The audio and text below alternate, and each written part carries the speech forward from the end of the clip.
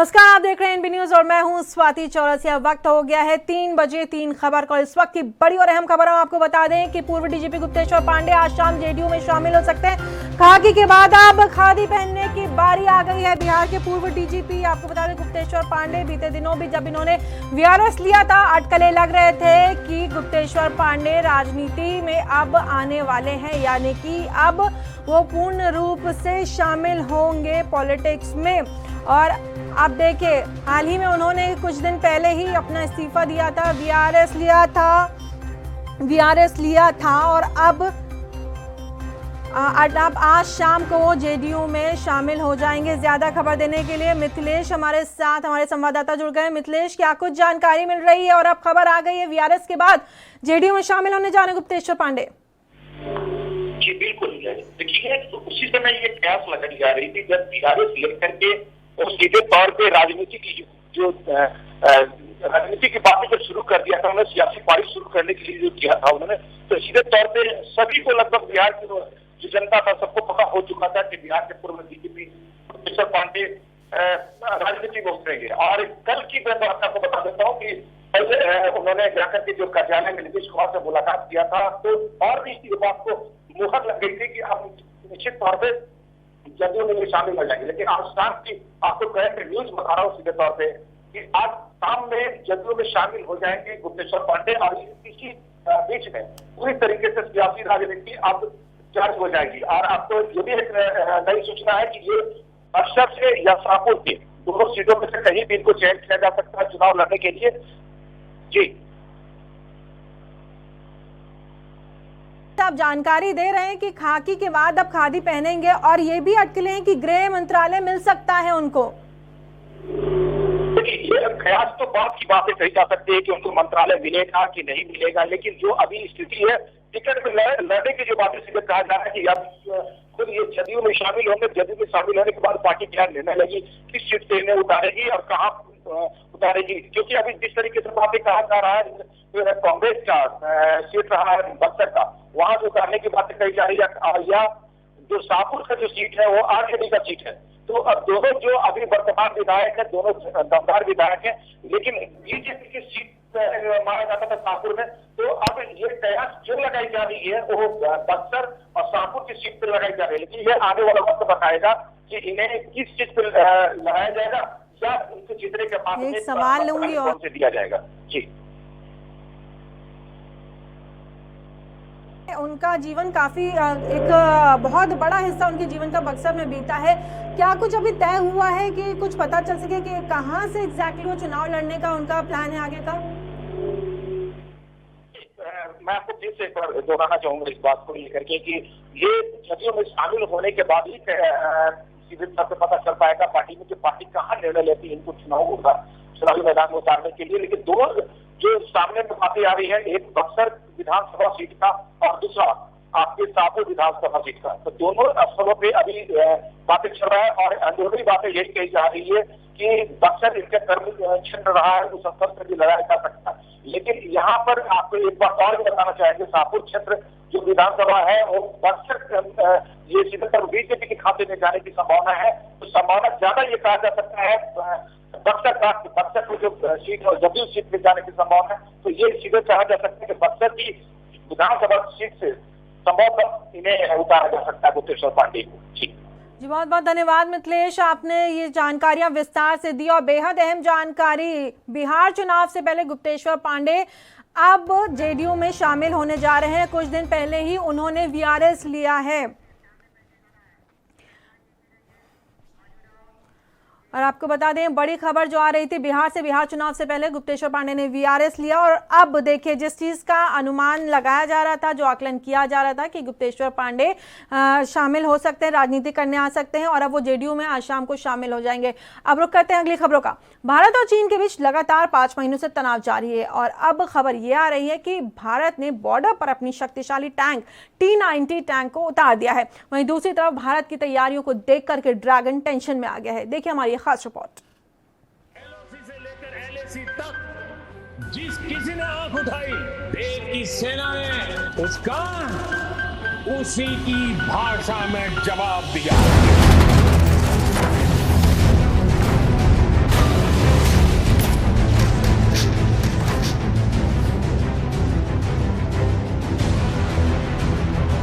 भारत और चीन के बीच पिछले 5 महीनों में कुछ भी ठीक नहीं चल रहा है और दोनों ओर से तनाव अभी भी बरकरार है।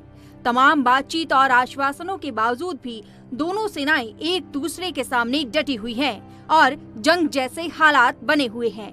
इधर चीन की चालबाजियों को देखते हुए भारतीय सेना भी बख्तरबंद रेजिमेंट 14,500 फीट से अधिक की ऊंचाई पर चीनी सेना से मुकाबला करने के लिए तैयार बैठी है। T-90 और T-72 के साथ सेना तैयार। वहीं न्यूज एजेंसी ANI की रिपोर्ट के मुताबिक पूर्वी लद्दाख में चुमार डेमचोक क्षेत्र में LAC के पास की यात्रा से पता चला है कि चीनी पीपल्स लिबरेशन आर्मी की बख्तरबंद कॉलम की तैनाती के लिए भारतीय सेना अपने T-90 और T-72 टैंक के साथ चीनी सेना का सामना करने के लिए तैयार बैठी है। BMP-2 infantry combat vehicles -40 degree Celsius तक तापमान पर काम कर सकते हैं। बता दें कि पूर्वी लद्दाख क्षेत्र में सबसे कठोर सर्दियां देखी जाती है, जहां रात में तापमान सामान्य से 35 डिग्री कम होता है और उच्च गति वाली ठंडी हवाएं चलती हैं। चीन के इरादों को नेस्तनाबूद करेगा T-90 टैंक। भले ही इस वक्त भारत और चीनी सेना के बीच में एक बार फिर से बातचीत के जरिए मसले को सुलझाने की कोशिशें हो रही हैं, लेकिन भारतीय सेना के तेवर से साफ है कि वो किसी भी मोर्चे पर चीन के खिलाफ अपनी तैयारियों में कोई कोर कसर नहीं छोड़ना चाहती। सबसे पहले जान लें कि डेमचोक में सिंधु नदी के किनारे हजारों मील में फैली घाटी में किस तरह से भारतीय सेना के T-90 टैंक और BMP चीन के खिलाफ हुंकार भर रहे हैं। जरूरत पड़ने पर कुछ ही मिनटों में ये टैंक चीन की सरहद में घुसकर उसके ठिकानों को नेस्तनाबूद कर सकते हैं। सीमा पर T-90 भीष्म टैंक की भारी तैनात। दरअसल पूर्वी लद्दाख में चीन के साथ तनातनी के बीच भारत ने दुनिया के सबसे अचूक टैंक माने जाने वाले T-90 भीष्म टैंक को तैनात किया है। इसकी तैनाती के साथ ही लद्दाख में इसे भारतीय सेना का सबसे बड़ा शक्ति प्रदर्शन माना जा रहा है। ऐसा इसलिए क्योंकि इसकी तैनाती का मतलब है कि भारतीय सेना युद्ध जैसे हालातों के लिए हर पल तैयार है। T-90 भीष्म टैंक में मिसाइल हमले को रोकने वाला कवच है। इसमें शक्तिशाली 1000 हॉर्स पावर का इंजन है। ये एक बार में 550 किलोमीटर की दूरी तय करने में सक्षम है। इसका वजन 48 टन है। ये दुनिया के हल्के टैंकों में एक है। ये दिन और रात में दुश्मन से लड़ने की क्षमता रखता है। ऐसे में भारतीय सेना के टैंकों की गर्जना से चीन के छक्के छूट रहे हैं। पाकिस्तान चीन एक साथ कर सकते हैं हमला। एक तरफ जहां भारत LAC पर चीन के साथ मशगूल है, तो वहीं दूसरी तरफ पाकिस्तान भी लगातार सिर उठा रहा है। आशंका जाहिर की जा रही है कि चीन और पाकिस्तान मिलकर भारत के खिलाफ बड़ी साजिश रच सकते हैं, लेकिन LAC से लेकर LOC तक ऐसी कोई भी साजिश चीन और पाकिस्तान दोनों को बहुत भारी पड़ेगी। भारतीय वायुसेना ने ऐलान किया है कि वो चीन और पाकिस्तान से एक साथ निपटने के लिए पूरी तरह से तैयार हैं। चीन को अब भारत के हमले का सता रहा डर। वहीं दूसरी तरफ कल तक भारत की जमीन पर अतिक्रमण करने का सपना देख रहे चीन को अब भारत के हमले का डर सता रहा है। LAC पर भारतीय सैनिकों की तैयारियां देखकर चीन के एक्सपर्ट्स अंदेशा जाहिर कर रहे हैं। इन सर्दियों में कुछ ही घंटे के अंदर भारत के सैनिक चीन के अंदर घुस सकते हैं। चीन के रक्षा विशेषज्ञों की ये चेतावनी दिखाती है कि LAC पर हिंद की सेना ने अपनी तैयारियां कितनी मजबूत कर ली हैं। राफेल की उड़ान से चीन परेशान। लद्दाख में भारतीय वायुसेना के सबसे नए और सबसे शक्तिशाली लड़ाकू विमान राफेल की उड़ान से भी चीन परेशान है। इसके साथ ही चीन और POK के पास मौजूद फॉरवर्ड एयरबेस पर सुखाई 30 MKI गरज रहा है। वहीं सुपर हरक्यूलिस ट्रांसपोर्ट एयरक्राफ्ट के ऑपरेशन सुनिश्चित कर रहे हैं कि फॉरवर्ड बेस पर तैनात जवानों तक राशन और असले की कोई कमी न रहे। बातचीत का भी नहीं दिखा असर। दरअसल LAC पर चीन के साथ कई दौरे की बातचीत के बावजूद तनाव कम होने का नाम नहीं ले रहा है। ऐसे में इस बात की आशंका जाहिर की जा रही है कि चीन और पाकिस्तान मिलकर भारत के खिलाफ खड़े हो सकते हैं। भारतीय वायुसेना दोनों मोर्चे पर एक साथ लड़ने के लिए पूरी तरह से तैयार है और सीमा पर लगातार अपने फाइटर जेट से दोनों मुल्कों को संदेश दे रही है। फिलहाल इस गतिरोध के बीच भारत चीन में कमांडर स्तर की बातचीत भी समय समय पर हो रही है, लेकिन अभी तक इन बैठकों का जमीनी स्तर पर कोई खास असर दिखाई नहीं दे रहा है। अब भविष्य में चीन के साथ ही गतिरोध और कितना आगे तक जाता है, ये देखने वाली बात होगी। News desk report, ANB news. LOC से लेकर LAC तक जिस किसी ने आंख उठाई, देश की सेना ने उसका उसी की भाषा में जवाब दिया।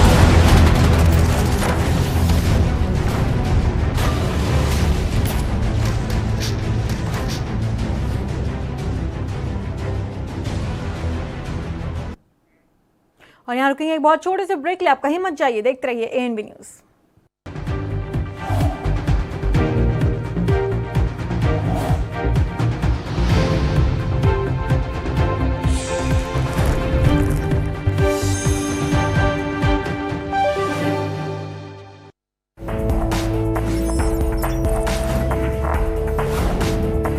कम ब्रेक और ज्यादा खबरों के साथ देखिए ANB news in channel number पर।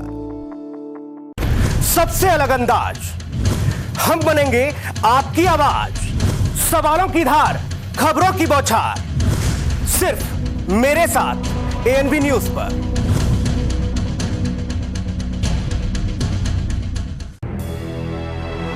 लखनऊ से लेकर चंडीगढ़ तक, मुंबई से लेकर रायपुर तक, क्या है राजनीति की हलचल, क्या है समाज का मिजाज। राजधानी लाइव, हमारी नजर, आपका फैसला, हर रोज सुबह 8 बजे सिर्फ ANB न्यूज पर।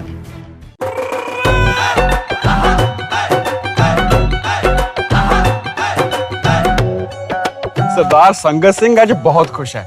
इन्हें मेरी गल मन्नी ते समझदारी दिखाई, पराली नहीं जलाई, मशीन दी वरतों कीती ते फिर भी इस बार झाड़ च कोई कमी नहीं पाई। सरकार ਦੇ ਆંકੜੇ ਸਾਬਿਤ ਕਰਦੇ ਹਨ ਕਿ ਪਰਾਲੀ ਨਾ ਜਲਾਉਣ ਤੇ ਵੀ ਫਸਲ ਪੂਰੀ ਮਿਲਦੀ ਹੈ। ਇਸੇ ਲਈ ਤਾਂ ਲੱਖਾਂ ਕਿਸਾਨ ਭਰਾਵਾਂ ਨੇ ਵਿਖਾਈ ਹੈ ਸਮਝਦਾਰੀ। ਹੁਣ ਹੈ ਤੁਹਾਡੀ ਵਾਰੀ। ਤਾਂ ਪਤੇ ਦੀ ਗੱਲ ਇਹ ਹੈ, ਪਰਾਲੀ ਨਾ ਜਲਾਏ ਜੋ ਸਭ ਤੋਂ ਸਮਝਦਾਰ ਉਹ। ਜੇ ਤੁਹਾਡਾ ਕੋਈ ਸਵਾਲ ਹੈ ਤਾਂ ਕਾਲ ਕਰੋ 1800 180 1551 ਤੇ। क्या आप दुबले पतले कमजोर हैं, आपकी सेहत नहीं बनती, भूख कम लगती है, वजन नहीं बढ़ता? दरअसल मेन बात खाना पीना खाना नहीं है, मेन बात है खाया पिया लगना। और अगर खाया पिया लगेगा ही नहीं तो सेहत बनेगी कैसे? इसलिए हमारी संस्था सन्यासी आयुर्वेदा ने एक ऐसी दवा बनाई है जो कि आपके पाचन तंत्र को, आपके लीवर सिस्टम को ठीक करने का काम करती है, ताकि आप जो भी खाएं उसका पूरे का पूरा निचोड़ आपके शरीर को लगे, आपकी भूख बढ़े, खाया पिया सही से लगे, नया खून बने, हड्डियों में जान आए, वजन बढ़े, ताकत बढ़े, चेहरे पर नूर आए और आप मोटे तगड़े खूबसूरत पर्सनैलिटी के मालिक बन जाएं। यह दवा पूरी तरह से आयुर्वेदिक होती है। इसका शरीर पर कोई भी साइड इफेक्ट, कोई भी नुकसान या दुष्प्रभाव नहीं होता। लड़के लड़कियां दोनों इसका इस्तेमाल कर सकते हैं और पहले 15 दिन के अंदर ही आपको इसका असर महसूस हो जाएगा। सिर्फ 650 रुपए की पूरे 1 महीने की दवा होती है और आप इसे घर बैठे 011 45 45 45 45 पर फोन करके दवा मंगवा सकते हैं।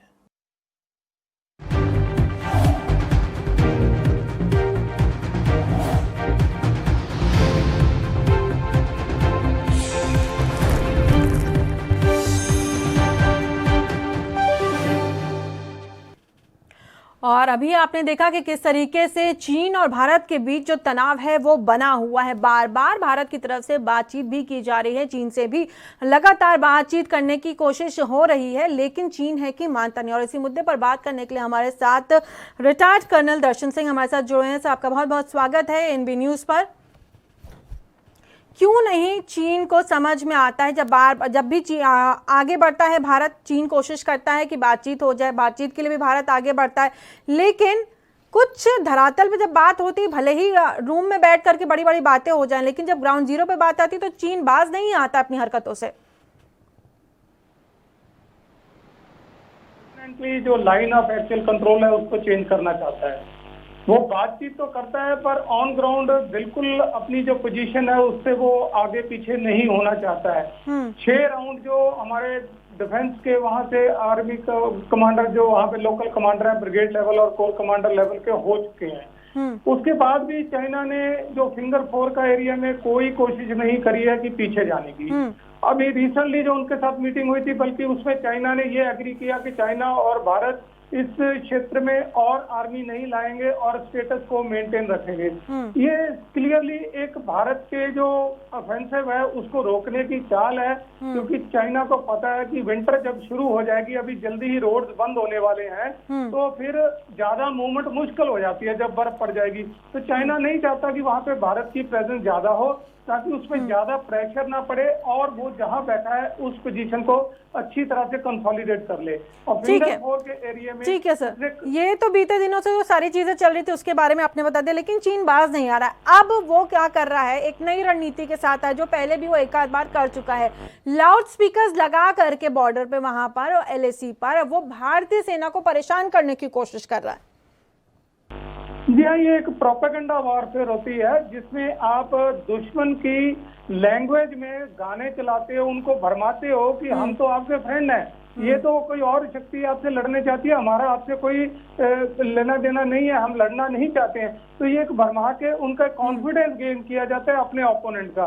तो सेम चाइनीज कर रहे हैं, यहाँ पे उनको 6 ट्रूप्स नजर आते हैं तो वो पंजाबी गाने बजाते हैं, ये दिखाने के लिए कि ये हमसे फ्रेंडली हो जाए और हम इनसे जब भी हम ऑफेंसिव में हो तो ये थोड़ा हेसिटेट करें हमारे पे अटैक करने या हमें रोकने में। ठीक है सर, धन्यवाद आप सभी जानकारी के लिए। तो रिटायर्ड कर्नल दर्शन सिंह हमारे साथ जुड़े हुए थे, ज्यादा जानकारी देते हुए कि किस तरीके से चीन नई रणनीतियां अपनी बना रहा है भारत को परेशान करने के लिए। मेरा रुक करेंगे अगली खबर का। सुशांत सिंह राजपूत की मौत के मामले में सामने आए ड्रग्स एंगल में नारकोटिक्स कंट्रोल ब्यूरो ने धर्मा प्रोडक्शन के कभी एग्जीक्यूटिव प्रोड्यूसर रहे क्षितिज प्रसाद को गिरफ्तार किया था। क्षितिज को आज यानी रविवार को वीडियो कॉन्फ्रेंसिंग के जरिए एक NDPS कोर्ट में पेश किया गया। एनसीबी ने कोर्ट से क्षितिज की 9 दिनों की रिमांड मांगी है। क्षितिज पर ड्रग डीलर्स के साथ सीधा संबंध और बॉलीवुड में ड्रग सप्लाई करने का आरोप लगाया है। हालांकि क्षितिज का दावा है कि उन्हें इस मामले में फंसाया जा रहा है। शनिवार को मेडिकल के लिए जब एनसीबी की टीम क्षितिज को अस्पताल ले जा रही थी, तब क्षितिज ने कहा कि उन्हें फंसाया गया है। एनसीबी के मुताबिक ड्रग डीलर से क्षितिज की सांठगांठ है। ये उसकी सप्लाई और स्टोर भी करता था, यानी कि जो ड्रग्स हैं उसकी सप्लाई और स्टोरेज भी होती थी। ये कमर्शियल क्वांटिटी के ड्रग में डील करता है। क्षितिज के अपने अकाउंट से ड्रग खरीदने की बात सामने आई है। वहीं ड्रग पेडलर अनुज केशवानी, अंकुश अर्नेजा और करमजीत सिंह के साथ क्षितिज के संबंधों का जिक्र एनसीबी ने किया है। क्षितिज के घर से इस्तेमाल की गई ड्रग बरामद की गई है, यानी कि वो ड्रग भी सामने आई है। ड्रग की बात अब सामने आ गई है, यानी कि क्षितिज प्रसाद की मुश्किलें बढ़ती हुई। एनसीबी ने 9 दिन की रिमांड मांगी है। आप देख सकते हैं सुशांत सिंह मर्डर के जो मौत हुई थी सुशांत सिंह की, उसके बाद कैसे एक एक करके परतें खुल रही हैं। और मुरारी सिंह हमारे संवाददाता मुंबई से हमारे साथ जुड़ गए ज़्यादा जानकारी देते हुए। मुरारी, जिस तरीके से खबरें आ रही हैं कि अब क्षितिज की भी मुश्किलें बढ़ रही हैं, पहले अभिनेत्रियों के नाम आ रहे थे, चाहे दीपिका हो, श्रद्धा हो, सारा अली खान हो, और अब क्षितिज को भी एनसीबी के रडार पे वो है। जी स्वाति जी, ये कहना गलत नहीं है। जिस तरीके से एनसीबी इस पूरे मामले में जांच कर रही थी और लगातार एक के बाद एक गिरफ्तारी हो रही थी, और ऐसे में धर्मा प्रोडक्शन में काम कर चुके दीक्षित की कल गिरफ्तारी हुई। आज मेडिकल चेकअप के बाद उन्हें मुंबई के किला कोर्ट में पेश किया गया, जहां 8 दिन की एनसीबी की तरफ से कस्टडी मांगी गई थी। कोर्ट ने 5 दिन की कस्टडी दी है। देखना ही होगा कि एनसीबी इन 5 दिनों में दीक्षित से क्या कुछ पूछताछ करती है, क्या कुछ इंक्वायरी होती है। लेकिन स्वाति इतना जरूर है कि जैसे ही रिमांड मिला उसके बाद बॉलीवुड के कई दिग्गज सितारों की नींद उड़ चुकी है। जहां कल एक तरफ दीपिका पादुकोण से पूछताछ हो रही थी, उस समय मानो कि बॉलीवुड में सन्नाटा पसरा हुआ था, डर था कि कहीं दीपिका उनका नाम न ले ले। वहीं आज जब दीक्षित को कोर्ट में पेश किया गया और उन्हें 5 दिन की रिमांड में भेजा गया है तो बॉलीवुड के तमाम लोगों की नींद हराम हो चुकी है। जी स्वाति। ठीक है, क्षितिज के बारे में ये सारी आपने जानकारी दी, वहीं बॉलीवुड की भी नींद उड़ी, क्योंकि एक आपको बता दें रिया चक्रवर्ती से इतने नाम निकले, इतनी अभिनेत्रियों के बारे में उन्होंने बताया। अब समझ लीजिए जरा 3 अभिनेत्रियां जिनको बुलाया गया है मुख्यतः, उनसे कितने नाम निकलेंगे। दूसरी बात, करण जौहर ने पल्ला झाड़ लिया है कि क्षितिज पहले उनकी कंपनी में काम करते थे लेकिन अब नहीं। करण जौहर ने सीधा सीधा पल्ला झाड़ लिया कि मेरा इस शख्स से कोई लेना देना नहीं। जी स्वाति, बिल्कुल सही करना है। जैसे इस मामले में धर्मा प्रोडक्शन का नाम आया, करण जौहर का नाम आया, उस पर करण जौहर ने सफाई देते हुए कहा कि दीक्षित प्रसाद हमारी कंपनी में काम करते थे लेकिन अब वो हमारी कंपनी में नहीं है, हम उन्हें नहीं जानते हैं। रहा ड्रग्स का सवाल, तो हमने कभी ड्रग्स का कोई सेवन नहीं किया है और ड्रग्स को हमने कभी बढ़ावा नहीं दिया है। लेकिन ये कहना गलत नहीं होगा कि जिस तरीके से जांच चल रही है, चाहे सारा अली खान हो, श्रद्धा कपूर हो, दीपिका पादुकोण हो और जिन लोगों की गिरफ्तारी हुई है, इन जांच में इसकी आंच धर्मा प्रोडक्शन और करण जौहर तक पहुंच रही है। जी, गौरतलब है कि कहीं ना कहीं करण जौहर के मन में भी एक डर है। करण जौहर ने सफाई दी कि जो एक वीडियो कुछ समय पहले वायरल हो रहा था जिसमें सभी आला एक्टर्स मौजूद थे, चाहे वो रणबीर कपूर हो, चाहे वो बाकी सारे एक्टर्स हों, चाहे आप कह सकते हैं कि जो अन्य मुख्य धारा में जो एक्टर्स हैं वो सभी वहाँ पे शामिल थे। उन्होंने ये कहा कि वो पार्टी जो ड्रग पार्टी चल रही थी उनके घर पे नहीं हुई थी। कुछ हद तक कह सकते हैं कि करण जौहर परेशान है कि ऐसा ना हो कि उनका नाम भी इसमें लिप्त हो जाए। हालांकि थोड़ी बहुत सुबगाहट है लेकिन उनको भी एनसीबी से कहीं नोटिस ना आ जाए, समन ना आ जाए कि आप भी आइए, आपसे पूछताछ करनी है। जी स्वाति, बिल्कुल सही कहना है। शायद यही वजह है कि करण जौहर ने इस मामले में पहले ही अपनी सफाई रख दी है। लेकिन सोशल मीडिया पर जो वीडियो वायरल हुआ था उसे खुद करण जौहर ने वायरल किया था। उस पार्टी की अगर तस्वीरों पे नजर डालें तो देखने में साफ तौर पर ड्रग्स और नशे की बात दिख रही है। हालांकि वो वीडियो एनसीबी के पास है, एनसीबी इस पूरे मामले में फॉरेंसिक जांच की मदद भी ले रही है। लेकिन करण जौहर किसी भी तरीके से कितना भी पल्ला झाड़ ले, लेकिन उनके एग्जीक्यूटिव एडिट जो प्रोड्यूसर के साथ में थे, जो लोगों की गिरफ्तारी हुई है, अब ऐसे में वो लोग अगर ठीक है, बहुत बहुत धन्यवाद मुरारी हमारे साथ जुड़े हुए थे मुंबई से ज्यादा जानकारी देते हुए कि क्या कुछ स्थितियां बनेंगी जब एनसीबी अब लगातार लगी हुई है कि किस किस को पकड़ा जाए, किससे पूछताछ की जाए, उस मुख्य आदमी तक पहुंचा जाए जो ये पूरा ड्रग पेडलिंग का काम करता है। इस बुलेटिन में फिलहाल इतना ही। आप देखते रहिए एएनबी न्यूज़।